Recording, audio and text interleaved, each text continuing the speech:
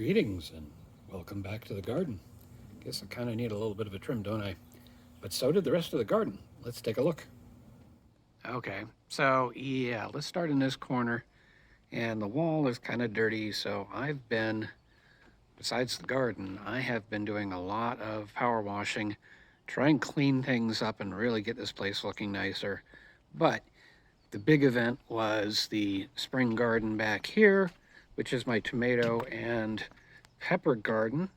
There's the tomatoes, and wow, which one is this? This is the sun gold tomato right there. That is growing rather quickly. I don't know if it was that big to start with, but hey, I'm happy. I got flowers on it. That means there will be eventually some tomatoes. We've got the little bit of a rock garden here, and then we've got the nasturtiums holding up, and so is the marigold to a certain degree. Actually, I think that's probably a little dry and I need to get some water on these, but here's the peppers. And here's the bean garden, which is all the same variety. The roses are in bloom. Got some more up there. We had the ones over there a couple of videos ago. They're still hanging on. And if we cut across, yeah, there's a little bit more trimming to do. We're gonna get that ivy out of that corner right there next to the bug zapper. But cleaning up around here has left a lot of this. What did I do? I left one of these things when I was power washing, so oh, I see where it goes. Right over there. Anyway, let me get that one. The bougainvillea is looking better, and we got a couple of roses on the climbing rose. This one's not looking as great, but we'll keep working on it. And hiding behind this bougainvillea, which is looking good, is the purple orchid tree. I haven't showed you this, but it started blooming probably about a week ago, and it's just these incredible blooms.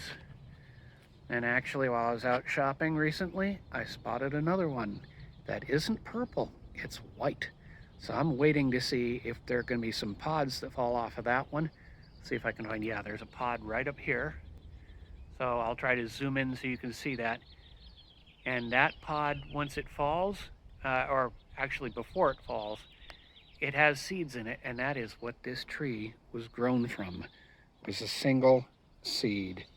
Something that makes me quite happy. Ooh, and the fragrance just hit me too. Meanwhile, out front, I put some soil, with some topper on the lawn to try and help it in some of the low spots. And we had somebody over to trim the pepper tree. That is always a battle, so to have somebody else do it is wonderful. They also got this pine tree, which has been hanging over the car for a while. So it was nice to get it all cleaned up there. And we have this other pine tree over here.